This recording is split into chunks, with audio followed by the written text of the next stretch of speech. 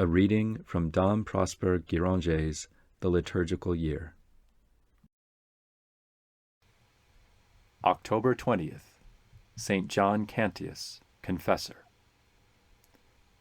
Kęty, the humble village of Silesia which witnessed the birth of Saint John, owes its celebrity entirely to him. The canonization of this holy priest, who in the 15th century had illustrated the University of Kraków by his virtues and science, was the last hope of expiring Poland. It took place in the year 1767. 2 years earlier, it was at the request of this heroic nation that Clement XIII had issued the first decree sanctioning the celebration of the Feast of the Sacred Heart. When enrolling John Cantius among the saints, the magnanimous pontiff expressed in moving terms the gratitude of the Church towards that unfortunate people, and rendered to it, before shamefully forgetful Europe, a supreme homage. 5 years later, Poland was dismembered. John was born at Kęty, a town in the diocese of Kraków, and hence his surname Cantius. His parents were pious and honorable persons, by name Stanislaus and Anna. From his very infancy, his sweetness of disposition, innocence, and gravity gave promise of very great virtue. He studied philosophy and theology at the University of Kraków, and taking all his degrees proceeded professor and doctor. He taught sacred science for many years, enlightening the minds of his pupils, and enkindling in them the flame of piety, no less by his deeds than by his words.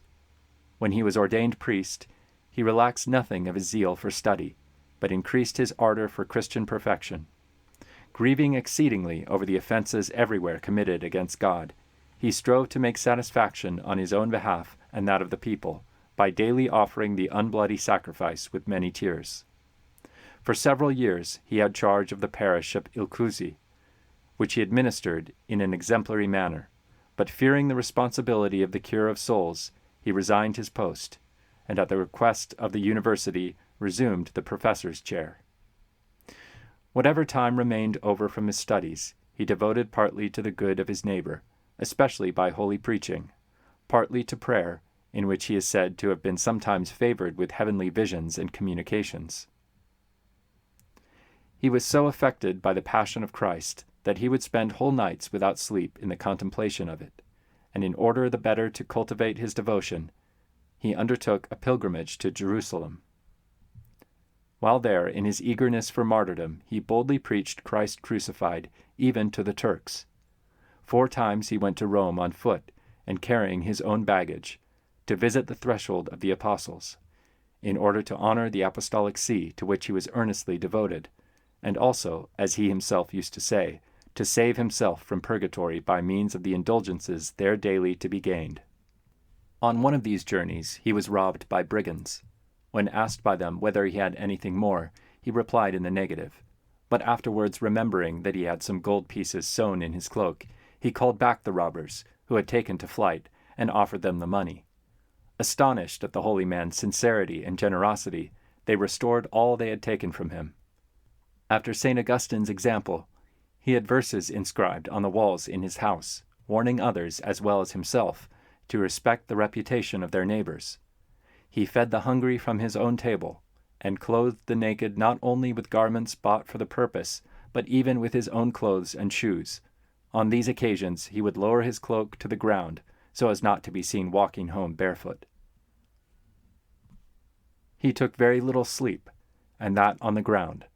His clothing was only sufficient to cover him, and his food to keep him alive.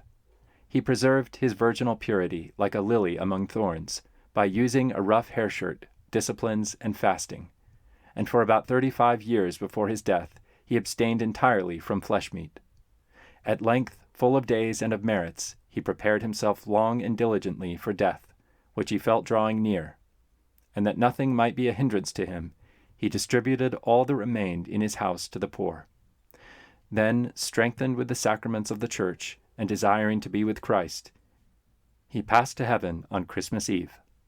He worked many miracles both in life and after death. His body was carried to St. Anne's, the church of the university, and there honorably interred. The people's veneration for the saint and the crowds visiting his tomb increased daily.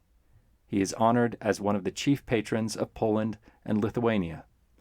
As new miracles continued to be wrought, Pope Clement XIII solemnly enrolled him among the saints on the 17th of the calends of August in the year 1767.